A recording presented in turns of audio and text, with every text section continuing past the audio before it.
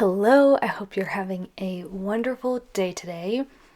I have been a little slow on posting videos, but it hasn't been for a lack of recording, but more of a lack of editing. So my next few videos will be some organizational videos, things that I've been working on, and I've been really inspired by Proverbs 31 verses 13, which is, "She seeks wool and flax and works with willing hands." And then verse 27, "She looks well to the ways of her household and does not eat the bread of idleness." And that has been my goal this fall, is to really focus on looking well to the ways of our household and get projects done that have been on the back burner and just do the small little things every day. And so I will be sharing some of those things that I've been working on with you. So I love finding a good deal, and I got these organic white wine vinegars for $1 in glass bottles. So I maybe have 20 of these because I price compared it to buying Azure's vinegar in a big gallon jug, and this ended up being cheaper price per pound. I bought a whole bunch, and I've already used all of them for when I was making ketchup, so now I need to clean them.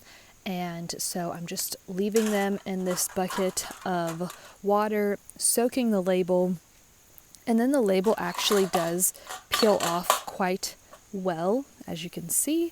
And then with the sticky stuff, for me, what I've always found gets the sticky stuff off is lemon essential oil. And because I don't really care about the quality of it, I just get whatever is cheapest. So I usually get this from Azure, and I use this for getting sticky things off of glass.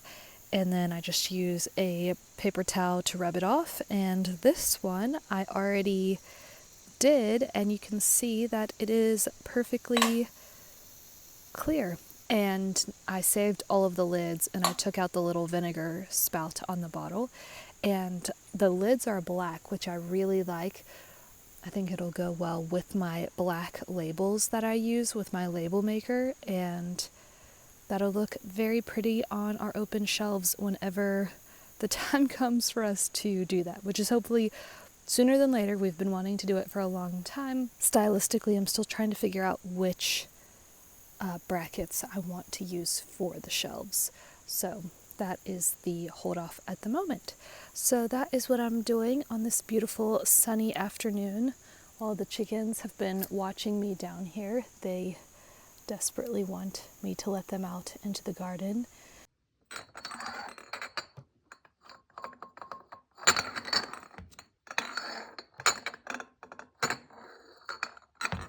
They're all finished. I am saving these for when we have our open shelving done, and I want to put things in them like, I don't know, spices or vinegars, oils, and then put them up on the shelf, and I think they will look very pretty. So an area that I had to prioritize this fall with organizing was my seed stuff. It was just out of control. I had seed packets that were empty in this container. My plan was to save them and reuse them from seeds that I saved, but everything was just so disorganized. I had seed packets in wooden bowls that I had planned on planting for the fall, never got around to it. So this has just been a mess. So I have my seeds organized in these 2 sewing machine drawers that I got from an antique mall for $3 each, and I just love them. They fit the seed packets perfectly. So I went ahead, went through everything, threw out all the seed packets that I don't need. This one that I am gluing to my garden journal is just so that I know the variety of asparagus that I have planted in our garden instead of throwing the packet away. Because asparagus is a perennial, I'd like to know the type of asparagus it is. So I thought I would just glue and bracket it straight to my journal because I will have this for a very long time. And this is a garden journal that I have made. It is part of my hand-bound journals, and it is made with graph paper, which is wonderful for sketching out the garden and planning. And if you are interested in these, I am going to be doing a huge release on our shop of all types of things, journals, tea, and some things that I've had since South Africa to sell in the shop in November. So I have been building up all of the journals so that way I can release them all at once, and there will be garden journals that are leather bound in that group. So I will let you know when that release date is. I've used this garden journal since 2019 and I love it. A lot of you have said that you organize your seeds by when you plant them, because right now my seeds are organized by type. And I've struggled with this because when I thought about rearranging it to when I plant them, to me, I don't know why it gets confusing, because then I feel like I'm mixing up the type. And so if I'm going to see if I need to get any more seeds, then I have to go through so many different seeds. So I think if I did it that way, I would have to organize it by type and planting date, and that was just too much thinking for me, honestly. I'm not going to be that organized. I'm just going to keep them organized by type, and then usually when it comes to seed planting time, I'll take out all the seeds that I want to plant that year, and then I'll go through my journal and write when I need to plant them, what date for our planting zone they need to be planted by. And that's always worked fairly well for me, so I think I will just keep it that way. I have had these onions that we grew in our garden in an area of our house that I thought that these would last a long time since they're so small. My hope was that they would last through the winter, but I noticed they were starting to get soft, and I didn't want them to rot and go to waste. So I went ahead and peeled all that was left and sliced them in our little chopper into little tiny pieces. And it actually was very convenient because I just put red onions in every dish, and it was so nice already having them pre-chopped. So actually, since I did this, I've been doing this weekly ever since, because I realize how much we use onions and how convenient it is to already have them chopped up in fine little pieces.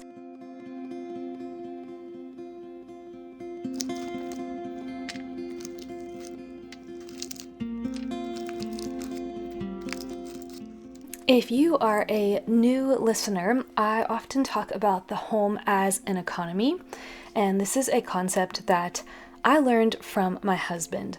Because when I quit my job to be a homemaker, I was so concerned about not bringing in an income, and Scott taught me about how the home is an economy. And actually, when you start looking up old definitions of the word economy, it literally means to manage the home.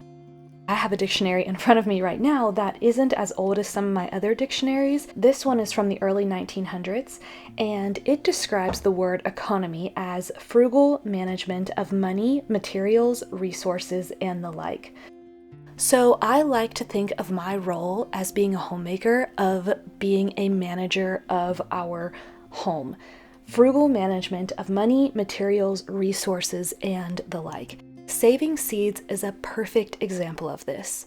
This year I bought this variety of sunflower. It's the giant American sunflower from a local nursery, and it cost me $4 for a packet, and there was only 5 seeds in this packet, which kind of annoyed me. And to annoy me a little further, only 1 of those seeds sprouted. So I tended to this sunflower very closely because I thought if I paid $4 for this one sunflower, I want it to survive so I can save these seeds.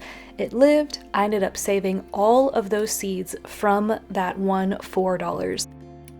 When it comes time to buying seeds in the spring, it is so easy for those seed packets to run up to hundreds of dollars that you spend on seeds. But if you think of it as an initial investment and everything that you plant, you end up collecting, or you can trade with friends. My mom has given me so many seeds and plants, and then I end up saving the seeds from those plants that she's given me. Like all of my peppers this year were from my mom because my peppers did not do very well at all. And I'm so grateful because that saves you money. It is a good use of managing the resources and materials that you already have. It really is such a blessing. These are the heads that I'm done with, and I'm going to put in the compost pile because there's still a few, so maybe they will grow themselves next year. So these, and then I have this whole bag as well, and you can see some of them. Like this is a huge head, but a lot of the seeds have either been eaten by finches or have fallen out. And then other ones, like this one is a very big one, and most of them are still in there.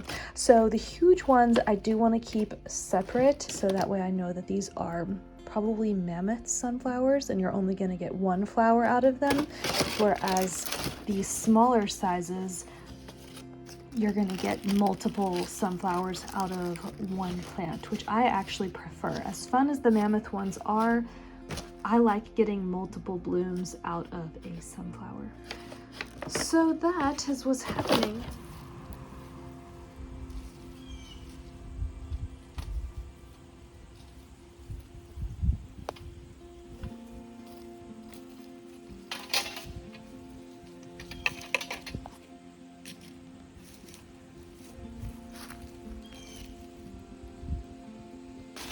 So we are taking our tomatoes down. They still have green tomatoes on them, but it's just such a mess, and if we wait until it gets cold out, then you don't even want to be outside. So we might as well use these nice days. And I'm just saving all the green tomatoes. They will ripen. The chickens dug up these beets. I'm gonna replant them, and then hopefully next year these will give us beet seeds. And then I've done this before, but it's very helpful to bring out muffin tins and collect seeds in here while I'm out here, and then I just transfer them to seed packets. These are my balsam seeds, which are the most fun seeds to collect. These are from my mom, and she told me stories about how these were her favorite when she was little, but you just barely touch them and they pop open, and then there's your seeds. Usually they like pop. Yeah, like that. Let's see if this one will do it too. You just barely touch it. It pops open.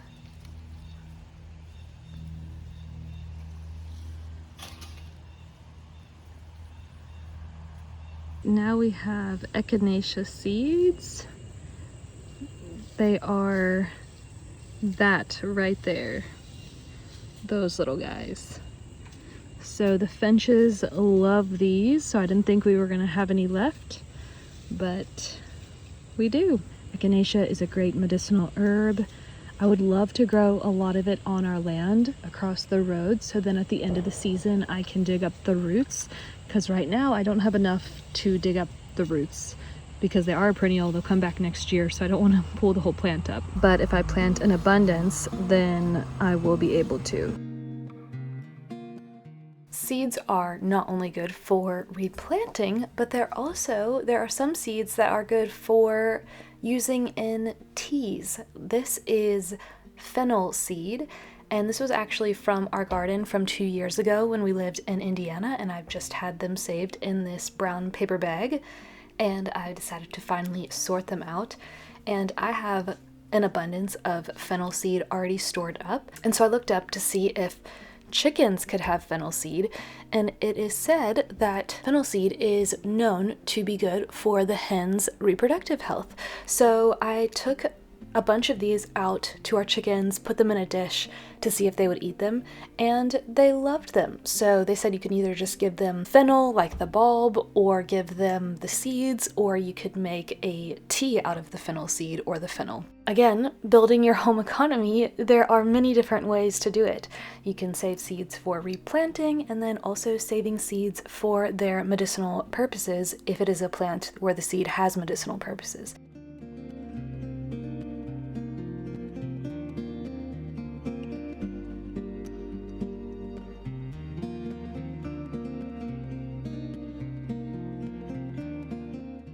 I cleaned off that third sewing drawer, and I've decided that I'm going to move all of my flower seeds over to that drawer and keep that as just the flower seeds container. And it gave me so much space for all of my other seeds because, as you can see from the box that says herbs, they are just pushing out the top because there are so many seeds. That has worked out quite well, and I will then be putting these still into a bin so that way, in case for some reason we would get mice in our house, I don't want them to come and eat any of my seeds, and so I store everything within a bin, and now everything is all nice and organized for when it comes time to plant seeds next year. And I have emptied all of my seeds, all of those sunflowers, everything. They have all been picked and put away into their proper containers, labeled. I feel so relieved to have all of this done and be finished with organizing my seed stuff. I hope this gives you inspiration for building your home economy, and I hope you have a wonderful rest of your day.